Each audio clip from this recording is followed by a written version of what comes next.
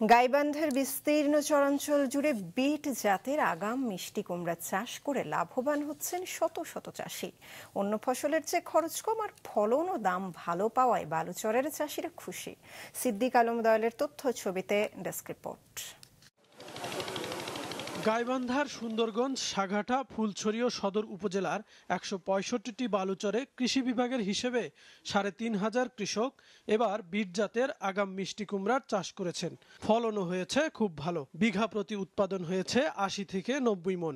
স্থানীয় চাহিদা মিটিয়ে এসব মিষ্টি কুমড়া রাজধানী ঢাকা ছাড়াও পাঠানো হচ্ছে বিভিন্ন জেলায়। চাষিরা জানান, প্রতি বিঘা জমিতে মিষ্টি কুমড়া চাষে খরচ ২০ থেকে ২৫ হাজার টাকা। জমি থেকেই প্রতি কেজি মিষ্টি কুমড়া বিক্রি হয় ২৫ থেকে ৩০ টাকা, যা বাজারে এলে আরও বেড়ে যায়। প্রতি বিঘা জমির মিষ্টি কুমড়া বিক্রি করে লাখ টাকা ঘরে তুলছেন চাষিরা। এই আগাম বিট কুমড়া আবার চাষ করিয়ে চরাঞ্চলে চাষ করিয়ে লাভবান হচ্ছি। প্রতি বস্তায় ১৮০০, ২০০০ এরকম করে টাকা পাইতেছি।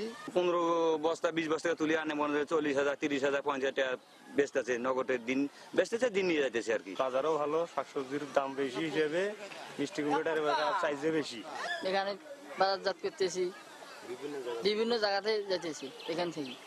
এদিকে বিট জাতের মিষ্টি কুমড়া চাষে চাষিদের সার্বিক সহযোগিতা দিয়ে যাচ্ছে কৃষি বিভাগ। এই ৩১২ হেক্টর মিষ্টি কুমড়ার মধ্যে আগাম যে মিষ্টি কুমড়া, যেটি স্থানীয়ভাবে বিট মিষ্টি কুমড়া বলে থাকে, সাইজে ছোট ছোট জাতের মিষ্টি কুমড়া, এটি কৃষকরা অধিক পরিমাণে চাষাবাদ করছে। ইতিমধ্যেই তারা এই মিষ্টি কুমড়াটি হারভেস্ট শুরু করেছে। বাজারে পাওয়া যাচ্ছে ৪০ থেকে ৪৫ টাকা কেজিতে এই মিষ্টি কুমড়াটা বিক্রি হচ্ছে, যার ফলে কৃষকরা বেশ লাভবান হচ্ছেন। জেলায় এবার বিট জাতের মিষ্টি কুমড়া উৎপাদনের লক্ষ্যমাত্রা ধরা হয়েছে ১৭,৫০০ মেট্রিক টন। মাছরাঙা, নিউজ ডেস্ক। সিলেটে ডিপ্লোমা ডাক্তারদের সায়েন্টিফিক সেমিনার ও বিভাগীয় সাধারণ সভা অনুষ্ঠিত হয়েছে। দুপুরে দরগা গেটে একটি হোটেলের হলরুমে এই সেমিনার ও সাধারণ সভা অনুষ্ঠিত হয়।